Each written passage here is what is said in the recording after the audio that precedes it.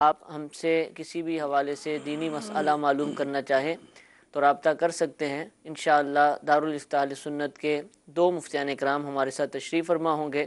آپ S M S بھی کر سکتے ہیں، کال بھی کر سکتے ہیں، لیکن ایس ایم ایس کرتے وقت احتیاط رہے کہ مختصر الفاظ کے اندر ہی اپنا سوال پوچھا جائے، اور غیر ضروری باتیں جو کہ سوال کے علاوہ ہیں ان کو بالکل بھی ذکر نہ کیا جائے، تاکہ زیادہ سے زیادہ سوالات شامل سلسلہ ہو سکیں۔ درود پاک کی فضیلت سنتے ہیں۔ شیخ طریقت امیر اہل سنت حضرت علامہ مولانا محمد الیاس ستار قادری دامت برکاتہم العالیہ اپنے رسالے ضیاء درود و سلام کے صفحہ نمبر 3 پر حدیث پاک نقل فرماتے ہیں، جس نے مجھ پر ایک بار درود پاک پڑھا، اللہ عز و جل اس پر 10 رحمتیں نازل فرماتا ہے، اور جو مجھ پر 10 مرتبہ درود پاک پڑھے، اللہ عز و جل اس پر 100 رحمتیں نازل فرماتا ہے، اور جو مجھ پر 100 مرتبہ درود پاک پڑھے، اللہ عز و جل اس کی دونوں آنکھوں کے درمیان لکھ دیتا ہے کہ یہ نفاق اور جہنم کی آگ سے آزاد ہے، اور اسے بروز قیامت شہداء کے ساتھ رکھے گا۔ صلو علی الحبیب صلی اللہ تعالی علی محمد صلی اللہ تعالی علیہ وآلہ وسلم۔ کثرت سے درود پاک پڑھنے کی عادت بنا لیجیے، انشاءاللہ اس کی برکتیں بھی حاصل ہوں گی۔ پہلی کال کی طرف بڑھتے ہیں۔ جی،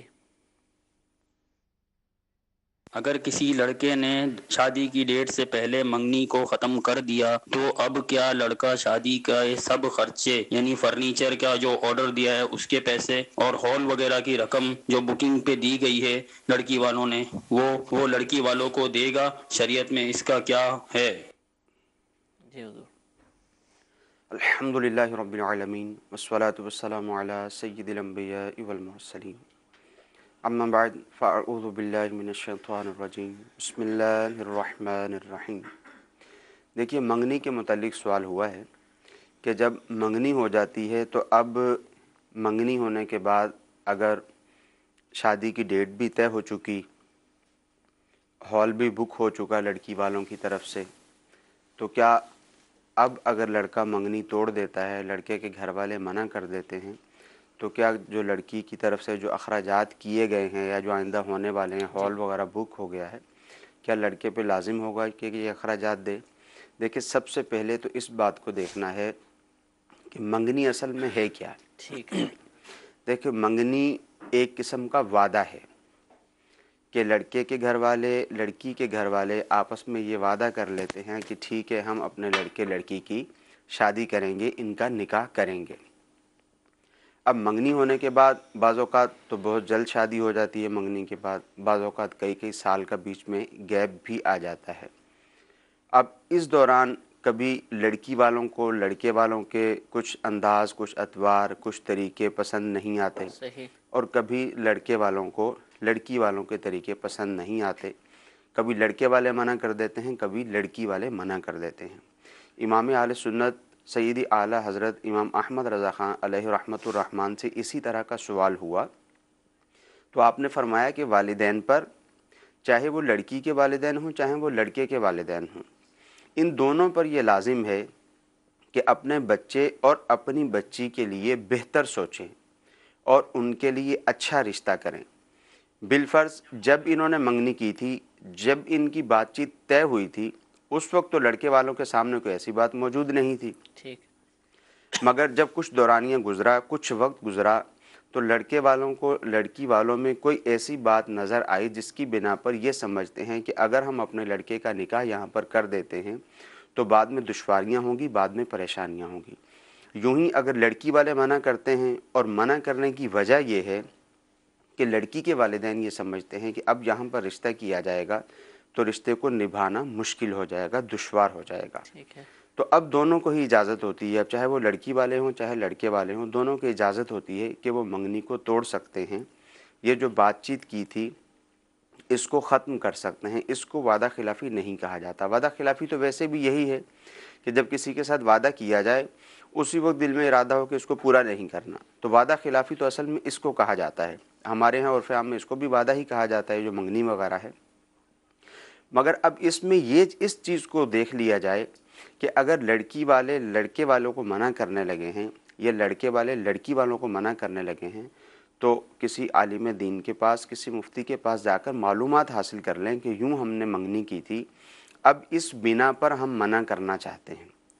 ہمارے ہاں جن چیزوں کو بنیاد بنا کر منع کیا جاتا ہے عمومی طور پر 99% وہ چیزیں بالکل غلط ہوتی ہیں۔ ٹھیک، بھئی یا تو پہلے اولاً ہی دیکھ لینا چاہیے، اولاً جن چیزوں کو دیکھنا ضروری ہے ان چیزوں کو اولاً دیکھ لیا جائے، چلے بعد میں کوئی چیز ایسی سامنے آتی بھی ہے تو ہمارے ہاں تو یہی ہوتا ہے کہ ادھر لڑکے کی اور لڑکی کی جو والدہ ہیں یہ آپس میں دونوں بہنیں ہیں، یا ان کے جو والد ہیں آپس میں دونوں بھائی ہیں، ان کی کسی بھی بات پر چپکلش ہو گئی، کوئی بھی خاندانی مسئلہ کھڑا ہوا اور یہ کہتے ہیں ٹھیک ہے اب ہم نے رشتے سے منع کر دینا ہے، تو یہ طرز عمل نہیں ہونا چاہیے۔ ٹھیک ہے، اگر واقعتاً حقیقتاً ایسی کوئی بات ہے کہ لڑکی والے اس وجہ سے منع کرنا چاہتے ہیں کہ وہ سمجھتے ہیں کہ یہاں پر رشتہ کرنا ہماری لڑکی کے لیے مناسب نہیں، اور لڑکے والے یا یہ سمجھتے ہیں کہ یہاں رشتہ کرنا ہمارے لڑکے کے لیے مناسب نہیں ہے، اور اچھے طریقے سے دینی طور پر اس میں مشاورت بھی لے لی جاتی ہے، اب اگر منع کرتے ہیں ان کا منع کرنا جائز بھی ہے، وہ منع کر بھی سکتے ہیں،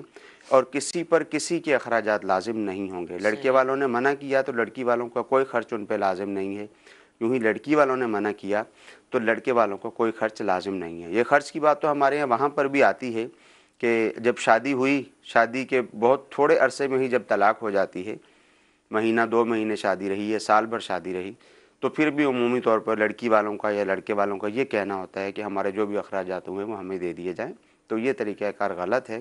کوئی خرچ کسی کو نہیں دیا جائے گا، اور منگنی ایک وعدہ ہے، اس کو ٹھیک، ختم کیا جا سکتا ہے۔ ٹھیک۔ اچھا، بلا وجہ کی منگنی ختم کرے اب بھی اخراجات نہیں دے گا؟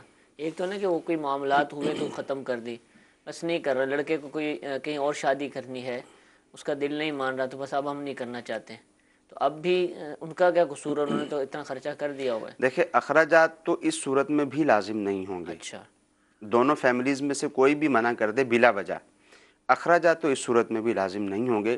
ہاں بلا وجہ منع کرنے کی بنا پر کوئی بھی فیملی منع کرے گی بلا وجہ، تو اس کے بلا وجہ منع کرنے کی وجہ سے ظاہر ہے سامنے والوں کو تکلیف پہنچے گی، ان کی جو ہے وہ خاندان میں ایک اعتبار سے بدنامی بھی ہوتی ہے۔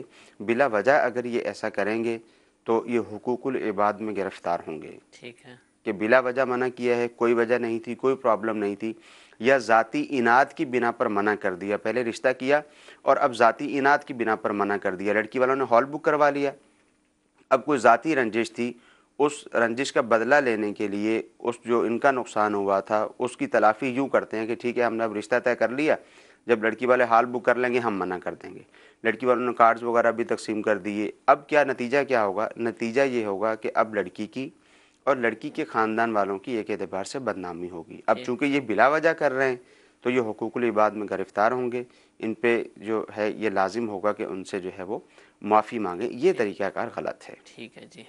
مفتی صاحب سردار آباد سے بھی ہمارے ساتھ سلسلے میں شامل ہو چکے ہیں، ایک کال ان کے لیے بھی لیتے ہیں۔ جی حضور۔ میرا سوال یہ ہے کہ نکاح میں لکھائی کرنا جو نکاح نامہ ہوتا ہے کیا وہ ضروری ہوتا ہے؟ جیسے کہ ایک لڑکا لڑکی اور 2 گواہ اور مولوی صاحب موجود ہوں، ان کا نکاح پڑھا دیں تو کیا ضروری ہے کہ وہ وہاں پہ لکھائی اور سگنیچر بھی کروائے جائیں؟ جی حضور۔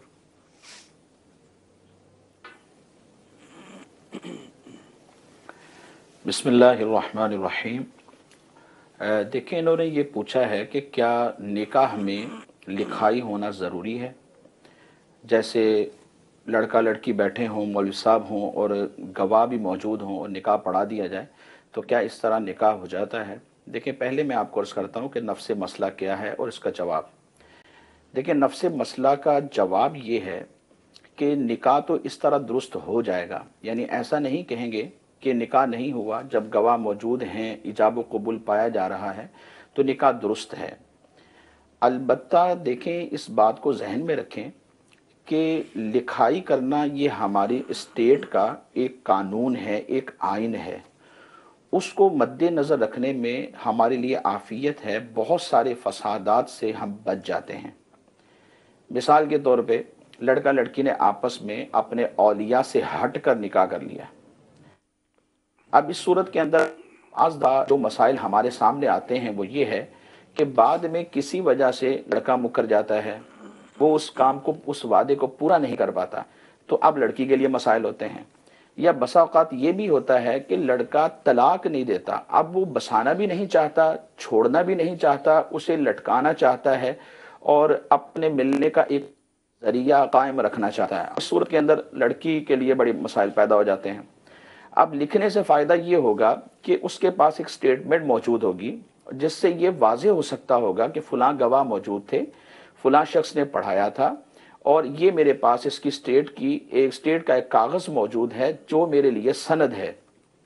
तो इस एतबार से भी लिखना बड़ा ज़रूरी है कि लिखना चाहिए। आइन, जो गवर्नमेंट का आइन है, इसी पर अमल करने में हमारे लिए आफियत है।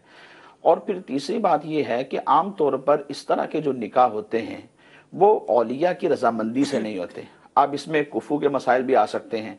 अगर ये खुदा न खास्ता दरपेश हों, आपस में खुद तो यही सोचा कि निकाह हो चुका है, लेकिन हकीकत ये है कि कुफू ना होने की बिना पर निकाह नहीं हुआ होता, जिसकी बिना पर ये हराम कारियों में मुब्तला हो जाते हैं। अब इस हराम कारी से भी बचने का जरिया मिल जाएगा जबकि स्टेट के कानून पर इस पर अमल किया जाए। और फिर इसमें यह है कि माँ बाप के लिए जो दिल आज़ारी का सबब है वो भी दूर हो सकेगा कि इस तरह औलिया रजामंद होंगे, एक पूरा एक तरीक़ाकार के मुताबिक गवाहों की मौजूदगी में, अजीज़ व अक़रीबा की मौजूदगी के अंदर निकाह होगा, तो इस फसाद से भी बच जाएंगे। क्योंकि माँ बाप को तकलीफ़ देना ये शरीयत को सख्त नापसंद है। और बल्कि नबी पाक सल्लल्लाहु अलैहि वसल्लम ने इरशाद फरमाया कि जो शख्स माँ बाप को अज़ियत देता है तो ना तो उसके फ़र्ज कबूल हैं ना उसके नफिल कबूल हैं। और माँ बाप की जो रजामंदी है वो अल्लाह की रजामंदी है। माँ बाप की जो नाराज़गी होती है वो अल्लाह तबारक व तआला की नाराज़गी बन जाती है। तो इस वजह से हमें अगर इस तरह की कोई निकाह की ज़रूरत पड़ जाती है, बशर्ते कि वाकई मजबूरी ना हो, जैसे मिसाल के तौर पे तजदीद निकाह की सूरत होती है, वैसे भी घर में बैठे हैं और वो चाहते हैं कि हम तजदीद निकाह कर लें, दो गवाहों को बिठाया और तजदीद निकाह हो जाता है। या खुदा न खास्ता कोई कुफ्र या कलमा सरजद हो गया, अब उसके बाद हुक्म यह है कि तजदीद निकाह कर लें, फिर दो गवाहों को बिठाकर तजदीद निकाह कर लेते हैं। इसमें भी आफियत ही होती है। अब ढंडोरा तो पीट नहीं सकते कि भाई हमसे ये गुनाह सरजद हो गया था। लेकिन अगर कोई इस तरह की मजबूरी नहीं है, कोई शरई वजह नहीं है, तो हरगिज इस तरह का कदम नहीं उठाना चाहिए। स्टेटमेंट जो होती है इसके बहुत सारे फवायद अपनी जगह मौजूद हैं और रजामंदी से, औलिया की रजामंदी के साथ गवाहों की मौजूदगी में इजाब व कबूल करना चाहिए ताकि हम उन फसादात से बच सकें। ठीक है जी। तो निकाह के हवाले से एक मैसेज आया हुआ है कि निकाह में जो मौलवी साहब कलीमे पढ़ाते हैं तो क्या वो कलीमे पढ़ना ज़रूरी है? देखिए, जो कलिमे पढ़ाए जाते हैं ये निकाह का हिस्सा तो नहीं है। ठीक है। अगर जो भी कलिमे पढ़ाए जाते हैं उसमें जो तर्ज़ अमल है उसको थोड़ा सा तब्दील करना चाहिए। अच्छा। उसकी तब्दीली क्या है? वो ये है कि जब लड़के लड़की का निकाह होने लगता है, जैसे अभी मुफ्ती साहब ने तजदीद निकाह का जिक्र किया जी जी। कि जब निकाह हो चुका है, अब अगर कोई कलमा कुफ्र सरजद हो जाता है तो ज़ाहिर है कलमा कुफ्र जब सरजद होगा तो मुसलमान को वो दायरे इस्लाम से ख़ारिज करता है, तो इस वजह से निकाह भी ख़त्म हो जाता है। इसी वजह से यह है कि फिर वो अपने कुफ्र से तौबा करे, कलमा पढ़े और फिर तजदीद निकाह कर ले। हमारे यहाँ चूँकि आम तौर पर अल्फाज की जब अदायगी की जाती है तंज़ो मज़ाक के तौर पर अदायगी की जाती है और इसी तरह दीगर मकामात पर भी जब अल्फाज की अदायगी होती है तो माअज़ल्लाह ना अल्लाह अज़्ज़ व जल की ज़ात का ख्याल रखा जाता है, ना अंबिया किराम की ज़ात का ख्याल रखा जाता है। जन्नत और दोज़ख के बारे में तो बहुत ही ज़्यादा उल्टी सीधी गुफ्तगू की जाती है और ये सारे के सारे कुफ्रियात की तरफ ले जाने वाले हैं। तो एहतियात ये है, जो काजी है, जो निकाह पढ़ाने वाला है, उसके लिए एहतियात ये है कि लड़का उसके सामने मौजूद होता है उमूमी तौर पर, तो लड़के को पहले तौबा करवा ली जाए, यानी इन अल्फाज से तौबा करवा ली जाए कि अगर आज तक मुझसे कोई भी कलमे कुफ्र सरजद हो गया हो तो मैं उससे तौबा करता हूँ, उससे बेजार हूँ, और फिर उसको कलमे तय्यबा पढ़वा लिया जाए। ठीक है। यूँ ही जब लड़की से इजाज़त लेने के लिए लड़की की तरफ से जो वकील होता है उसको भेजा जाता है, वकील के साथ जो दो गवाह होते हैं उनको भेजा जाता है, तो इजाज़त के साथ साथ उनको भी इस बात की तरगीब दी जाए कि पहले लड़की से इन्हीं अल्फाज से तौबा करवा ली जाए, کلمہ طیبہ پڑھوا لیا جائے کہ خدا نہ خواستہ اگر کوئی کلمہ کفر سرزد ہوا ہوگا تو اس سے توبہ ہو جائے گی، رجوع ہو جائے گا، اور کلمہ پڑھنا اس اعتبار سے یوں فائدہ مند بھی رہے گا۔ ویسے بھی کلمہ تو پڑھایا جی جا جی سکتا ہے، مگر اس کا جو ہے وہ طریقہ کار یہی ہونا چاہیے۔ زبانی جو سنتے ہیں بعض نکاح خواہ وہ طرز عمل، کیونکہ کئی دولوں کو ٹینشن یعنی ہوتی ہے کہ بعض اوقات وہ یہ کہتے ہیں کہ سناؤ بے آپ کلمہ۔ پہلا کلمہ سنا دیں، دوسرا کلمہ سنا دیں، تیسرا کلمہ جی جی سنا دیں، تو ظاہر ہے اس کی تو وہاں پہ حاجت بھی نہیں ٹھیک ہے۔ ہے ٹھیک ہے وہ مسلمان ہے، بعض اوقات ایسا بھی ہوتا ہے کہ ہچکچاہٹ کی بنا پر بعض اوقات بیچارہ کلمہ طیبہ سنا نہیں پاتا، آتا ہوتا ہے جی جی وہ اس کے باوجود بھی نہیں سنا پاتا، تو کافی سارے لوگ موجود ہوتے ہیں، تو یہ طرز عمل تو ویسے ہی غلط ہے، ٹھیک یہ ہے طریقہ کار درست نہیں ہے۔ ٹھیک ہے وہ بہتر ہے کہ توبہ کروا لی جائے صحیح اور خود الفاظ کی ادائیگی کر کے اس سے کلمہ طیبہ پڑھا لیا جائے، اس کا ترجمہ بھی کروا لیا جائے، تاکہ جو مسئلہ شرعی ہے کہ اگر کوئی کفر سرزد ہو گیا تھا تو اس سے بھی نجات مل جائے گی، اور جو دولہا ہے اس کو شرمندگی سے بھی وہ بچ جائے گا۔ انشاءاللہ عز و جل۔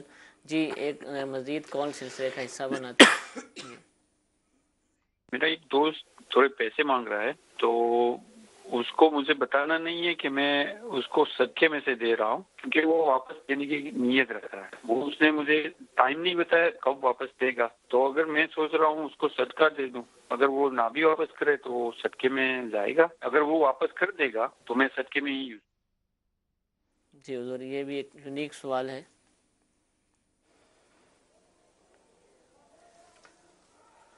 دیکھیں، سب سے پہلے تو ذہن میں یہ بات رکھیں کہ قرض اور صدقہ ان دونوں کو جمع ہم نہیں کر سکتے۔ اب یا تو یہ قرض دے دیں یا پھر صدقہ دے دیں۔ اگر یہ صدقہ دیتے ہیں تو اسے کہہ دیں کہ بھائی یہ میں نے آپ کی مدد کی ہے، یا میں آپ کو تحفتاً یہ رقم دے رہا ہوں، اب میں آپ سے واپس نہیں لوں گا، ٹھیک ہے اور نیت اس کی صدقہ کی ہے، انشاءاللہ اس کو ثواب مل جائے گا، ٹھیک بشرطے کہ یہ صدقہ نفلی ہو۔ اگر یہ صدقہ واجبہ ہے تو پھر یہ دیکھنا پڑے گا آیا کہ وہ ان کا جو دوست ہے وہ زکوٰۃ کا مستحق ہے، یعنی صدقہ واجبہ کا مستحق ہے یا نہیں۔ اگر تو وہ صدقہ واجبہ کا مستحق ہے تو اسے پھر صدقہ یہ دے سکتے ہیں بغیر بتائے، اور یہ کہہ دیں کہ بھائی میں آپ سے واپس نہیں لوں گا۔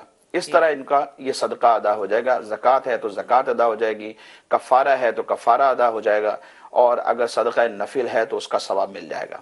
ٹھیک ہے اور دوسری صورت یہ ہے کہ یا پھر یہ ان کو قرض دے دیں، اور وہ مانگ بھی قرض رہے ہیں اور وہ چاہ بھی یہی رہے ہیں کہ بھئی مجھے قرض دے دیں، اس کے لیے یہ ایک مدت متعین کر لیں کہ میں فلاں تاریخ کو آپ سے لوں گا، یا آپ فلاں تاریخ تک مجھے دے دینا۔ قرض ان کو دے دیں، اور پھر اس کے بعد یہ نیت کر لیں کہ میں ان کو مہلت بھی دوں گا۔ اگر وہ اس ڈیٹ تک نہیں دے سکتے تو ان کو مہلت دے دیں، کہ قرض دینا تو بذات خود ایک نیکی ہے، جبکہ اچھی نیت ہے، اور اس کے بارے میں اگر بعد میں جا کے اس کو ضرورت پڑتی ہے وہ نہیں ادا کر پاتا تو اس کو مہلت دے دینے میں بھی عافیت ہے، ان کو ثواب ملے گا۔ بلکہ مہلت دینے میں اس شخص کو کہ جو محتاج ہے یا محتاج نہیں ہے لیکن ویسے ہی اس کو مہلت دے دیتے ہیں، اگر وہ وقت پر قرض نہ ادا کر سکے تو اس پر بھی اللہ تبارک و تعالیٰ نے ثواب رکھا ہے۔ بلکہ حدیث مبارک ہے مسلم شریف کی، حضرت ابو قتادہ رضی اللہ تعالیٰ عنہ اس حدیث کے راوی ہیں، آپ فرماتے ہیں کہ میں نے نبی پاک صلی اللہ تعالیٰ علیہ وآلہ وسلم کو یہ فرماتے ہوئے سنا کہ جو شخص یہ چاہتا ہے کہ اللہ تبارک و تعالیٰ قیامت کے دن کی تکلیفوں میں مجھے نجات دے دے، فرمایا کہ اس کو چاہیے کہ مفلس شخص کے جو محتاج ہے اسے یہ مہلت دے، اور اگر یہ معاف کر دے تو تب بھی اس کے لیے بہتر ہے، یعنی معاف کرنا بھی بعد میں جائز ہے۔ تو قرض دے دیں، قرض دینے کے بعد اگر اس کو معاف کر دیں گے تو انشاءاللہ عند اللہ اس پر بھی اجر پائیں گے۔ ٹھیک ہے حضور۔ سوال میسج میں یہ پوچھا گیا ہے کہ سجدہ تلاوت اور سجدہ شکر کیا ان کو بیٹھ کر کیا جا سکتا ہے؟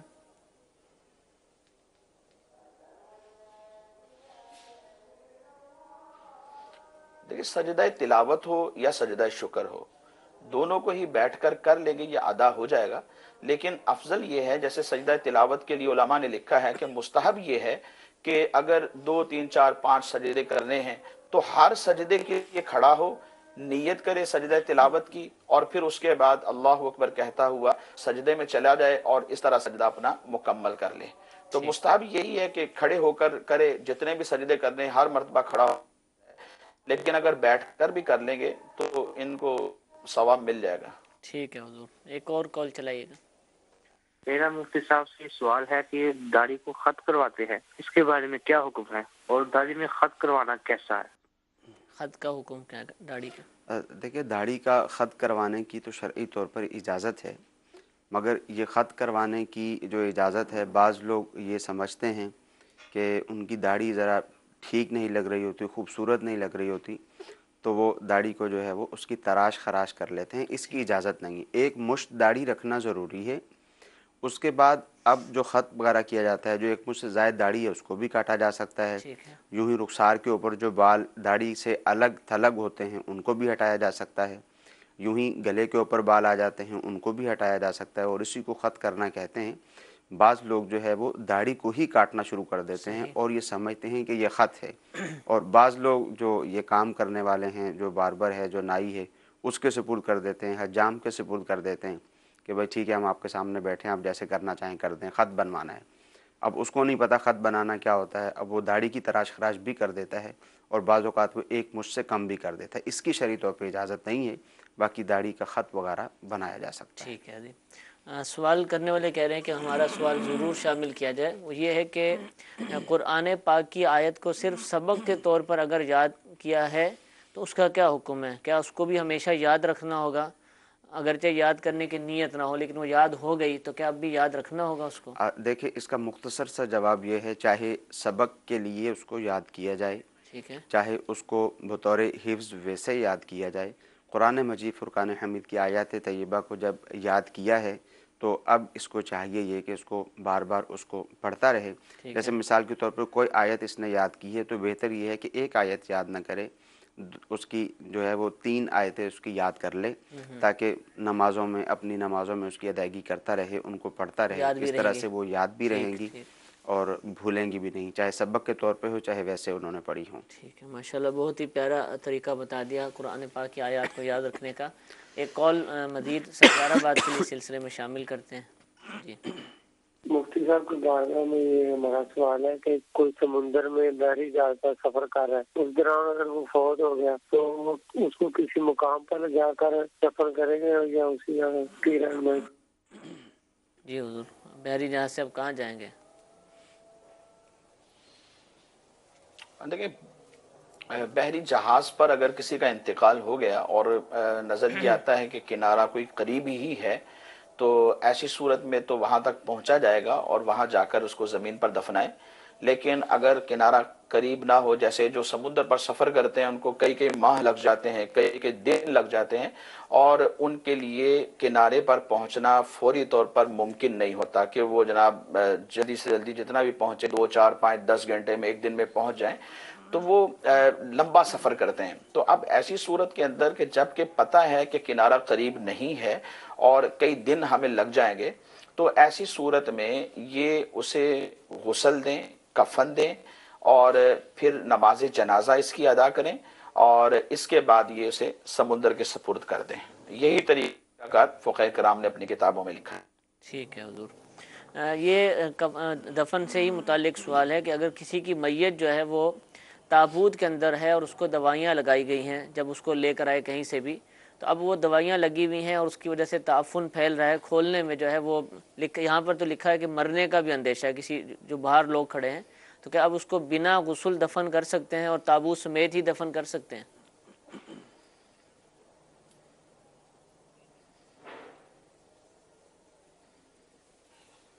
دیکھیں تابوت سمیت تو اس کو دفن کر سکتے ہیں، لیکن اب یہاں پر معاملہ غسل کا ہے، جی جی، تو غسل کے لیے حکم تو یہی ہوتا ہے کہ جیسے بھی ممکن ہو سکے اسے غسل دیا جائے۔ تو اب مزید یہ ماجد بھائی سے بھی مشورہ کر لیں، آپ تشریف فرما ہیں، یہ قریب ضرور غور طلب ہوگا۔ کوئی بعض آسان صورت نکل دے۔ بعض اوقات ایسا بھی ہوتا ہے کہ دیگر ممالک سے جب میت کو بھیجا جاتا ہے تو اس پر ایسے جو ہے وہ کیمیکلز وغیرہ لگا دیے جاتے ہیں، یا بعض اوقات ایسی صورت ہوتی ہے، کیمیکلز کا تو اتنا زیادہ پرابلم نہیں ہوتا، بعض اوقات یہ ہوتا ہے کہ اس کو بیماری ایسی شدید ہوتی ہے کہ ڈاکٹرز نے اس کو پلاسٹک کی تھیلی کے اندر بالکل لپیٹ دیا ہوتا ہے کہ اب اس کے اوپر پانی بہایا ہی نہیں جا سکتا. تو اس کے اوپر انشاءاللہ عز و جل مشاورت کر کے تو اس کا جواب دے دیا جائے گا. انشاءاللہ جیسے ہی فائنل ہوگا تو عرض کر دیا جائے گا. ایک کال سلسلے میں شامل کرتے ہیں. جی میرا نام غلام سرور اتاری ہے، میں بلوچستان سے عرض کر رہا ہوں. دارالفتہ اہل سنت میں میرا یہ سوال ہے کہ اگر امام صاحب قاعدہ اولیٰ سے اٹھ کر کھڑے ہو جائیں تو کوئی مقتدی لقمہ دے اور امام صاحب اس لقمے پر واپس آ جائیں تو اس نماز کا کیا حکم ہوگا؟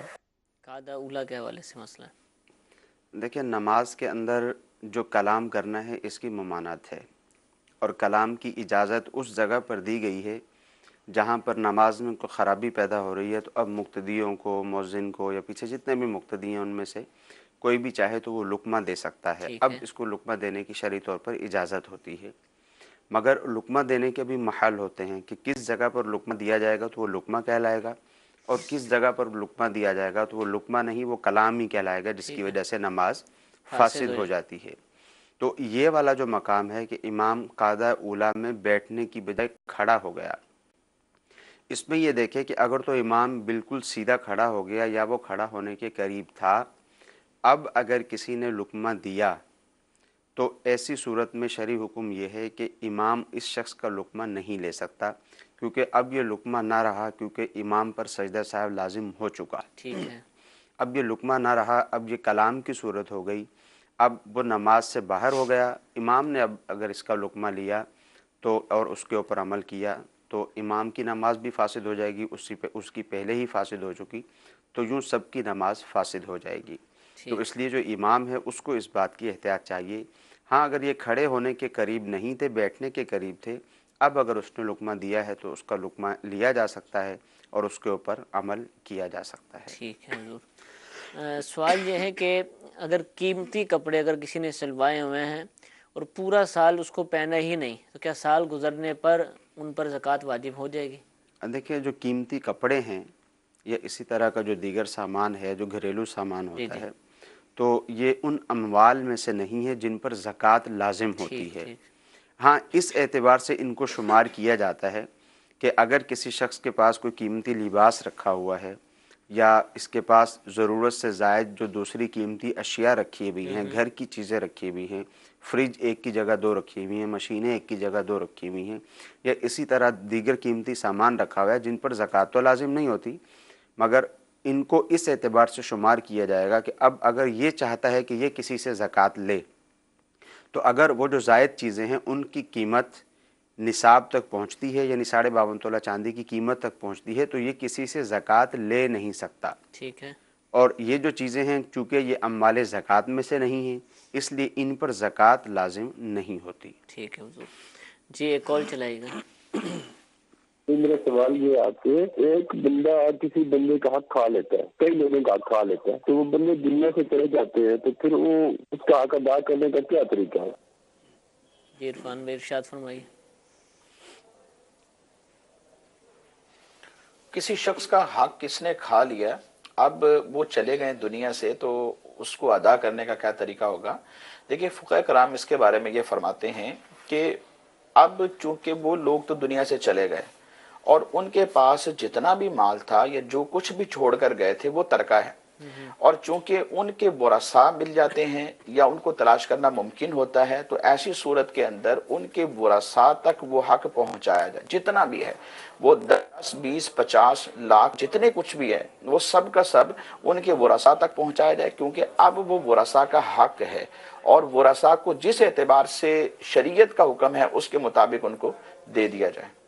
ٹھیک ہے. اس کی مزید تفصیل چاہیں تو دارالفتہ اہل سنت میں مفتیان کرام سے براہ راست رابطہ کریں، اس کے بعد انشاءاللہ مزید وضاحت بھی مل جائے گی اگر کسی کا ایسا مسئلہ ہے. یہاں اکثر لوگ ایسا بھی کرتے ہیں کہ اگر کسی کا مال انہوں نے کھا لیا تھا یا کسی کا قرض ان کے پاس موجود تھا، ان پر قرض موجود تھا، تو بعض اوقات ایسا بھی کرتے ہیں کہ اب اس کا انتقال ہو گیا، اب اس کی اولاد کو، اس کے جو ہے وہ ان کے بچوں کی والدہ ہیں، اولاد وغیرہ موجود ہے، اب یہ سوچتے ہیں کہ اس کا انتقال ہو گیا ہے بیچارے کا، چلو اب ہم ایسا کرتے ہیں کہ اس کو صدقہ کر دیتے ہیں تاکہ اس کو اس کا ثواب ملے، ان کو دیں گے، یہ ضائع کر دیں گے. بعض اوقات اولاد ایسی ہوتی ہے اس کو پتہ ہے کہ یہ جوئے میں لگا دیں گے، فلاں کام میں لگا دیں گے، ناجائز کاموں میں لگا دیں گے، تو اب یہ اپنے طور پر سوچتے ہیں کہ ان کو دینا درست نہیں ہے، لہٰذا ہم میت کی طرف سے صدقہ کر دیتے ہیں، اسی کی رقم ہے، اس کو ثواب مل جائے گا، تو یہ طریقہ کار بھی درست نہیں ہے۔ مسئلہ درست وہی ہے کہ ان کے ورثاء تک اس مال کا پہنچانا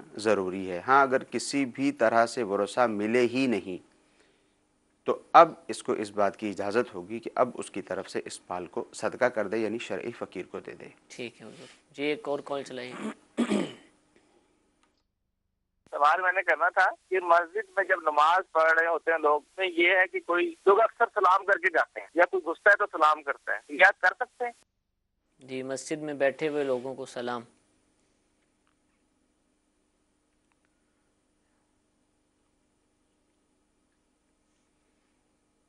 آواز موصول نہیں ہو رہی سردار عباس سے، آواز ابھی ہمارے ساتھ آڈیو نہیں آ رہی، انشاءاللہ پھر یہ سوال دوبارہ مفتی صاحب سے پوچھیں گے، آپ ہی اس حوالے سے اگر ارشاد فرما دیں۔ دیکھیں مسجد میں جب لوگ یوں بیٹھے ہوئے ہیں کہ وہاں بیٹھ کر وہ نماز کا انتظار کر رہے ہیں، تو نماز کا انتظار کرنے والا گویا کہ نماز ہی میں ہے، ٹھیک ہے، تو ان کو سلام کرنے کی اجازت نہیں ہے۔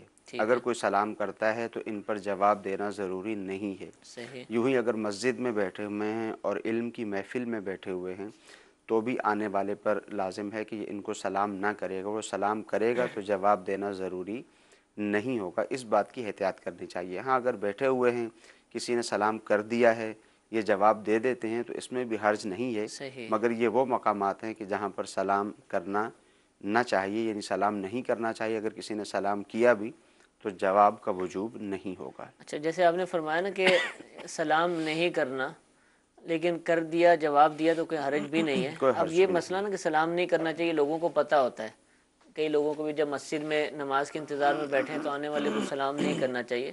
اب کوئی کر دیتا ہے نا تو اس کی طرف ایک دفعہ گھور کر بھی دیکھتے ہیں، اور اچھا آپ نے کہا جواب دے سکتے ہیں تو دینا چاہیے، تو وہ دے بھی سک رہے ہوتے ہیں، بعد دفعہ کوئی ذکر و اذکار میں مشغول نہیں ہوتے تو نہیں دیتے، تو یہ رویہ اس کا کیا کہیں؟ دیکھیں بہت سارے مقامات ایسے ہیں، جیسے کوئی شخص کھانا کھا رہا ہے، جی اب اس کو سلام کیا جاتا ہے تو اس پہ واجب نہیں ہے جواب دینا، مگر یہاں پہ فقہاء کرام نے لکھا ہے کہ اب اگر کوئی شخص آیا ہے اس نے سلام کر ہی دیا ہے تو اگر آپ جواب دے سکتے ہیں تو اس کو جواب دے دیں۔ اس کی ایک تو یہ ہے کہ دل جوئی ہو جائے گی اگرچہ جواب واجب نہیں تھا، پھر ایک تو یہ ہے کہ جواب نہ دینا وہ تو ٹھیک ہے، آپ کو اجازت ہے کہ آپ جواب نہ دیں، مگر یہ ہے کہ اس کی طرف گھور کے دیکھنا، یہ طرز عمل جو ہے وہ غلط ہے۔ ہاں ٹھیک ہے، ہو سکتا ہے اس کو مسئلہ معلوم نہ ہو، یہ بھی ممکن ہے، اور اگر بالفرض مسئلہ معلوم بھی تھا، اس سے غلطی ہو گئی ہے تو بعد میں اس کو سمجھا دیا جائے۔ ٹھیک ہے، ٹھیک ہے جی، ایک اور کال چلائیے گا۔ جو انسان مر جاتا ہے تو ہم اس کی جمعرات کو جمعرات کی روٹی دیتے ہیں، کیا یہ دینی چاہیے، جائز ہے یا نہیں جائز؟ تو دوسرا سوال میرا یہ ہے کہ جو لوگ مر جاتے ہیں ان کی قبروں پہ جا کے پڑھنی چاہیے یا گھر میں بیٹھ کے پڑھ لے تو ایک ہی بات ہے؟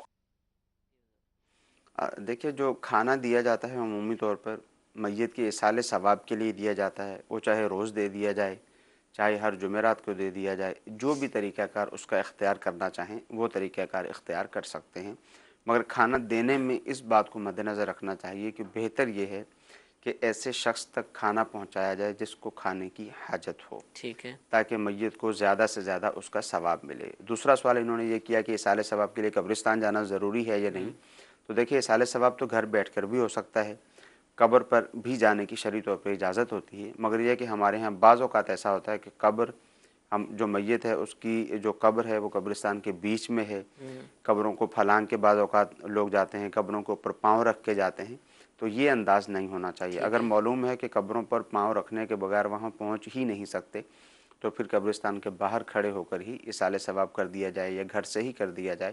ہاں اگر اندر جا سکتے ہیں، احتیاط کے ساتھ جا سکتے ہیں تو جانے کی بھی اجازت۔ ٹھیک ہے جی، ایک اور کال چلائے گا۔ بھی یہ عورتیں یہ عورت ہیں یہ نبی کی بیٹیاں ہیں، ایک عورت نے یہ لفظ بولا ہے، آیا تو اس نے غلط بولا ہے یا صحیح بولا ہے؟ یہ جی عرفان بھائی، جتنی بھی عورتیں ہیں نبی علیہ السلام کی بیٹیاں ہیں۔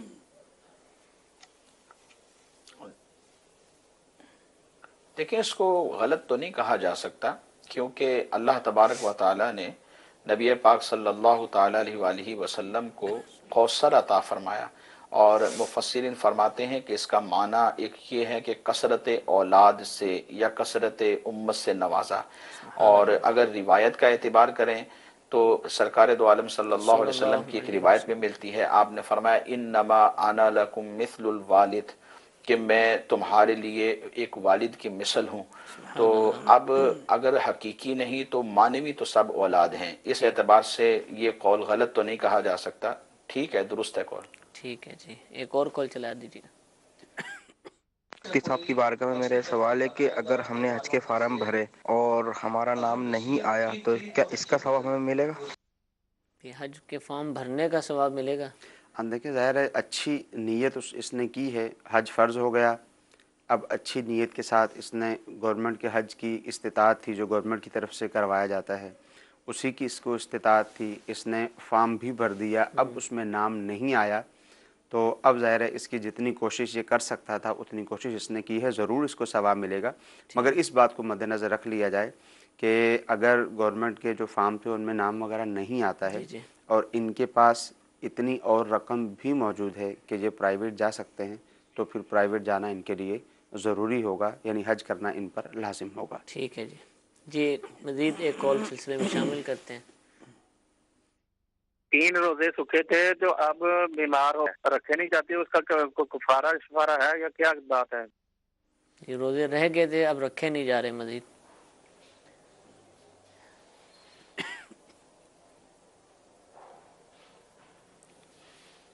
عرفان بھائی آپ سے سوال پوچھا گیا، کچھ روزے رہ گئے تھے اب مزید رکھے نہیں جا رہے تو ان کا کفارہ کیا ہے؟ آواز نہیں جا رہی، آواز نہیں آ رہی، میرے خیال میں انہوں نے یہ سوال نہیں کیا کہ کچھ روزے رہ گئے تھے، جی جی سوال انہوں نے نہیں سوال انہوں نے یہ کیا ہے، وہ پنجابی میں انہوں نے کہا ہے، پنجابی میں کہا جاتا ہے کہ روزے سکھے تھے۔ اچھا سکھے تھے، ہاں، تو یعنی روزوں کی منت مانی تھی۔ اچھا اچھا اچھا، تو اب جو ہے وہ روزے رکھے نہیں جا رہے، تو اس کی کیا صورت ہوگی؟ دیکھیں فقط 3 روزے ہیں اور انہوں نے منت مانی ہے، منت کے لیے جو ضروری چیز ہے وہ یہ ہے کہ جب انسان منت مانتا ہے تو اس میں روزہ ہے، روزہ کی منت تو مانی جا سکتی ہے، مگر یہ ہے کہ الفاظ کی ادائیگی اپنی زبان کے ساتھ کی جائے کہ اپنے کانوں تک اس کی آواز پہنچے کہ مجھ پر اللہ تعالیٰ کے لیے 3 روزے رکھنا لازم ہے، مثلا یوں کہا جائے۔ اگر ایسا ہی انہوں نے کیا ہے تو 3 روزے رکھنا ضروری ہے، اور 3 روزے رکھنا کوئی مشکل نہیں ہے، ان پہ یہی ضروری ہے کہ یہ روزے ہی رکھیں۔ اچھا، جو میں نے سوال پوچھا اس کا بھی جواب دے دیں کہ رکھ نہیں سکتے اب روزے، اب روزے جو ہے کچھ رہ گئے ہیں وہ رکھ بھی نہیں سکتے، اب بیماری ہے یا عمر بڑھ گئی ہے، یہ دوسری صورت ہوگی۔ جو آپ نے جو سوال کیا تھا مثال کے طور پر فرض روزے کسی کے رہ گئے جی جی، اور اب عمر کے اس حصے میں پہنچ چکا ہے کہ اب روزے نہیں رکھ سکتا، بیماری کی بنا پر نہیں، یعنی عمر کے اس حصے میں پہنچ چکا ہے جس کو شیخ فانی کہا جاتا ہے کہ اب مزید عمر بڑھتی جا رہی ہے، کمزوری ہی آتی جا رہی ہے اور بڑھاپے کے ساتھ ساتھ مزید بیماریاں بھی ہو ہی جاتی ہیں، تو اب اگر ایسی کیفیت ہو گئی ہے، شیخ فانی ہو گیا ہے، تو اب اس کو اس بات کی اجازت ہے کہ اب ان روزوں کا فدیہ ادا کر سکتا ہے۔ ٹھیک ہے جی، اس کا بھی طریقہ ہم کئی مرتبہ بیان کر چکے ہیں، چلا مزید بھی سلسلے دیکھتے رہیں گے تو شرعی مسائل سیکھتے رہیں گے۔ اللہ تعالیٰ ہم سب کو عمل کی توفیق عطا فرمائے۔ کل بدھ ہے اور بدھ کے دن الحمدللہ دارالافتاء اہل سنت کا سلسلہ 2 مرتبہ براہ راست پیش کیا جاتا ہے، صبح 8:15 بجے پاکستانی اوقات کے مطابق، اور شام اسی وقت انشاءاللہ براہ راست نشر کیا جائے گا۔ ان دونوں سلسلوں کو بھی دیکھنے کی نیت فرما لیجئے۔ اللہ تعالیٰ ہم سب کو عمل کی توفیق عطا فرمائے، آمین بجاہ النبی الامین۔ صلو علی الحبیب صلی اللہ تعالی علی محمد۔